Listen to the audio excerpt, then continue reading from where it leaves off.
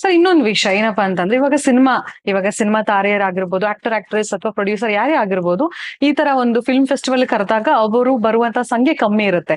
ಅದೇ ನೀವು ಯಾವ್ದೋ ಒಂದು ಈಗ ರೀಸೆಂಟ್ ಆಗಿ ಒಂದು ರಾಕ್ಸ್ ಕೆಫೆ ಅಥವಾ ಪಬ್ ಯಾವ್ದೋ ಒಂದು ಓಪನ್ ಆಯ್ತು, ಸೊ ಅದ್ರಲ್ಲಿ ಎಲ್ರೂ ಕೂಡ ಹೋದ್ರು, ಎಲ್ರೂ ಕೂಡ ಡಾನ್ಸ್ ಮಾಡಿದ್ರು, ಎಲ್ರೂ ಕೂಡ ಬೊಕ್ಕೆ ತಗೊಂಡ್ ಹೋದ್ರು, ತುಂಬಾನೇ ಎಂಜಾಯ್ ಮಾಡಿದ್ರು. ಬಟ್ ಈ ತರದ ಇವೆಂಟ್ ಗೆ ಯಾಕೆ ಬರಲ್ಲ ಅವರು? ಇವಾಗ ಯಾವ್ದೋ ಪಬ್ದು ಇನ್ವೈಟ್ಗೆ ಹೆಂಗ್ ಬರ್ತಾರೆ ಅಂದ್ರೆ ಅವ್ರು ಬಂದು ಕರೆದಿರೋ ವಿಧಾನ ಹಂಗಿರುತ್ತೆ ಮೇಡಮ್. ಅವ್ರು ಬಂದು ಕರೀತಾರೆ, ನೀವು ನಮ್ಮ ಅತಿಥಿಗಳು, ನೀವು ಬರ್ಬೇಕು, ಅದಕ್ಕೊಂದು ಇನ್ವಿಟೇಷನ್, ಅದಕ್ಕೊಂದು ಫ್ರೂಟ್ ಬಾಕ್ಸು, ಫ್ರೂಟ್ ಬೌಲು ಕೊಟ್ಟು ನೀವು ಬಂದು ಅಲ್ಲಿ ನೀವು ಚೆನ್ನಾಗಿ ಕಂಠ ಪೂರ್ತಿ ತಿಂದು ಮಾಡಿ ಹೋಗಿ ಆಮೇಲೆ ರಿವ್ಯೂಸ್ ಕೊಡಿ ಅಂತ. ಕೆಲವು ಸ್ಪಾನ್ಸರ್ಡ್ ಇರ್ಬೋದು, ಹೌದು, ಕೆಲವು ಸ್ಪಾನ್ಸರ್ಡ್ ಇರ್ಬೋದು. ಹಂಗಂತ ಇಲ್ಲಿ ಸ್ಪಾನ್ಸರ್ಡ್ ಕರಿಬೇಕಾ? ಬೇಡ. ಇದು ನಮ್ಮನೆ ಪ್ರೋಗ್ರಾಮ್, ಸ್ಪಾನ್ಸರ್ಡ್ ಕರಿಯೋದು ಬೇಡ. ಕರಿಯೋ ರೀತಿ ಇದೆ. ನಿಮ್ ಮನೆ ಬಾಗ್ಲಿಗೆ ಬಂದ್ಬಿಟ್ಟು ಇನ್ವಿಟೇಷನ್ ಕೊಟ್ಟು ಅದ್ರ ಮೇಲೆ ಹೂವ ಇಟ್ಟು ಅಕ್ಷತೆ ಹಾಕಿ ದೇವ್ರ ಮನೇಲಿ ಪೂಜೆ ಮಾಡಿಸ್ಬಿಟ್ಟು ಕೊಟ್ಟು ಕಾಲು ಹಿಡಿದ್ಬಿಟ್ಟು ಹೋದ್ರೇನೆ ಮದುವೆಗೆ ಬರೋದ್ ಕಷ್ಟ. ಅಂತದ್ರಲ್ಲಿ ವಾಟ್ಸಪ್ ಅಲ್ಲಿ ಹಿಂಗ್ ಅಂದ್ಬಿಟ್ರೆ ಬಂದ್ಬಿಡ್ತಾರ? ಯಾರು ಬರಲ್ಲ. Every individual needs that respect. ಅದು ನಮ್ಮಲ್ಲಿ ಕೊಡೋದ್ ಕಮ್ಮಿ ಆಗ್ಬಿಟ್ಟಿದೆ.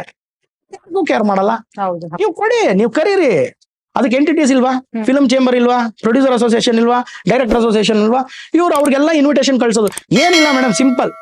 Tell how many members are there in your association, ಇಷ್ಟು ಇನ್ವಿಟೇಷನ್ ಕಳಿಸ್ತೀವಿ, ನಮ್ ಪ್ರಕಾರ ಕಳಿಸಿ. ಇರೋದೇ ಸಿನಿಮಾ ಫೀಲ್ಡ್ ಅಲ್ಲಿ ಒಂದು ವಿಡಿಯೋ ಮಾಡಕ್ಕಾಗಲ್ವಾ? ಎಲ್ಲರೂ ದಯವಿಟ್ಟು ಬನ್ನಿ ಅಂತ ಅದನ್ನ ಫಾರ್ವರ್ಡ್ ಮಾಡ್ತಾರೆ, ಎಲ್ಲರೂ ಬರ್ತಾರೆ. ಅವ್ರವ್ರ ಪಾಸ್ ಅವ್ರವ್ರಿಗೆ ಕೊಟ್ರೆ ಎಲ್ಲರೂ ಬರ್ತಾರೆ.